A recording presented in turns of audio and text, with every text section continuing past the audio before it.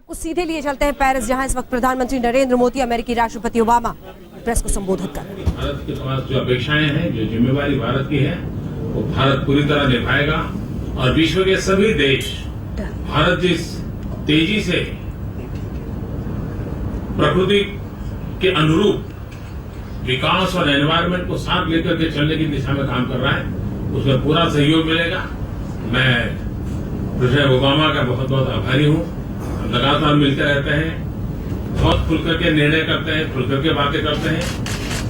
मैं बहुत बहुत धन्यवाद करता हूँ।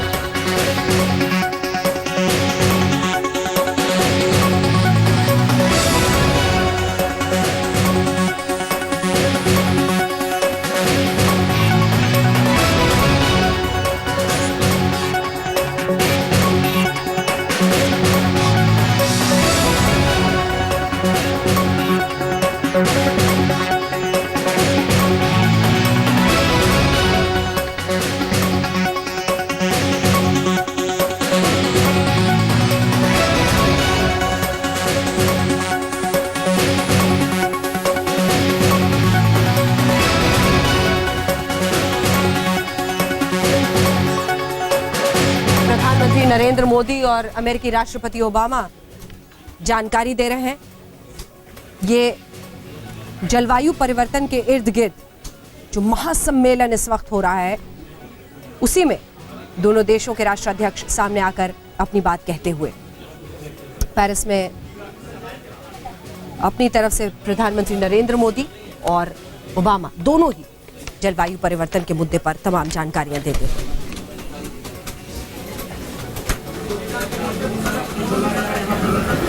और अब आइए आपको दिखाते हैं जिन देशों पर चर्चा हो रही है, जो बातचीत है वो इस बात के इर्द गिर्द कि कौन कितना प्रदूषण करता है। कार्बन एमिशन यानी कार्बन उत्सर्जन को लेकर कौन सा देश कहां पर है, इसी पर यह चर्चा हो रही है।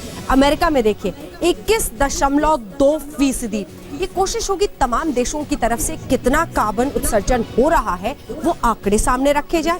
और इसमें अगर आप देखेंगे तो हिंदुस्तान आपको 7वें 8वें नंबर पर दिखाई देगा। यूरोपियन यूनियन 18.4%, 10.7% चीन की तरफ से है उत्सर्जन। इसके बाद कार्बन उत्सर्जन में आप देखिए 7.4 के साथ रूस है चौथे नंबर पर।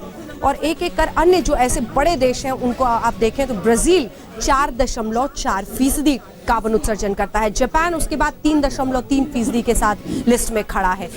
भारत इन सब के बाद 2.8% कार्बन उत्सर्जन कर रहा है। तो इन सब के इर्द गिर्द समझना होगा जो देश है कौन कितना एमिशन कर रहा है, किसकी वजह से कितना बड़ा नुकसान हो रहा है। दक्षिण अफ्रीका हमने आपको दिखाया 1% है, बाकी दुनिया मिलकर 28.7%। और अगर आपको याद हो तो अमेरिका शुरुआत में हमने आपको दिखाया था 21% के आसपास। यानी जितना पूरी दुनिया एक साथ मिलकर करती है उससे 7% कम सिर्फ अमेरिका अकेले ये करता है। तो सबसे बड़ी जिम्मेदारी उसकी बनती है। इसी के साथ हम आपको दिखा रहे हैं कार्बन उत्सर्जन में भारत, दुनिया में भारत का कार्बन डाइऑक्साइड का जो अभी तक का एक तरह से आप कह सकते हैं रहा है कंट्रीब्यूशन। एक व्यक्ति साल में कितना कार्बन डाइऑक्साइड एमिट करता है वो भी हम आपको जानकारी इस वक्त टेलीविजन स्क्रीन पर दिखा रहे हैं। एक व्यक्ति साल में 20.6 टन कार्बन डाइऑक्साइड का उत्सर्जन करता है। स्रोत जो है वो यूएनडीपी है, जिसके जरिए यूएनडीपी के ह्यूमन डेवलपमेंट रिपोर्ट 2007-2008 उसी के जरिए ये तमाम जानकारियां हमने आपके सामने रखी है। इस बीच आइए आपको जरा सुना देते हैं अमेरिकी राष्ट्रपति ओबामा के साथ प्रधानमंत्री नरेंद्र मोदी अभी कुछ ही क्षण पहले जब सामने आए तो उन्होंने क्या जानकारी दी है। प्रधानमंत्री नरेंद्र मोदी, सुनिए। इसके लंबे अरसे तक सकारात्मक परिणाम होने वाले हैं। दूसरा महत्वपूर्ण निर्णय हो रहा है दुनिया के 121 कंट्रीज जो कि सोलर रीच है, मैक्सिमम सोलर रेडिएशन का जिनको लाभ मिलता है, ये देश आज एक साथ मिलकर के एक नए संगठन की रचना कर रहे हैं। मिस्टर कैरी उसमें रहने वाले हैं, फ्रांस के राष्ट्रपति और मैं इसको लॉन्च कर रहे हैं। और मैं मानता हूं कि ये इनोवेशन का कार्यक्रम और ये सोलर रिच कंट्रीज का मिलन जिन सपनों को लेकर के हम पेरिस में इकट्ठे हुए हैं उसको पूरा करने में बहुत काम आएंगे। भारत प्रकृति प्रेमी देश है। विश्व के अंदर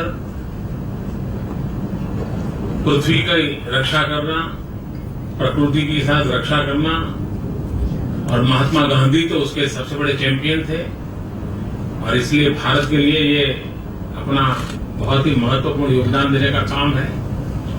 आईएनडीसी में हमने बहुत बड़े टारगेट रखे हैं। 175 गीगावाट रिन्यूएबल एनर्जी, जिसमें 100 गीगावाट सोलर, ये अपने आप में एक बहुत बड़ा एम्बिशियस टारगेट हमने रखा है। भारत प्रकृति प्रेमी देश है, ये हमने आपको सुना दिया जो प्रधानमंत्री नरेंद्र मोदी ने कुछ ही देर पहले कहा है। कार्बन उत्सर्जन कौन सा देश कितना करता है ये भी आपने देख लिया। अमेरिका अकेले 21.2%। सबसे बड़ी जिम्मेदारी जवाबदेही उनकी बनती हुई।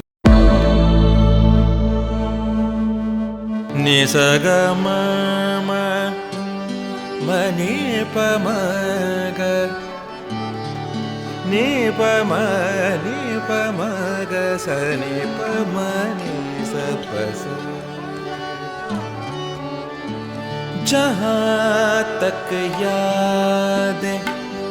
याद आती रहेगी।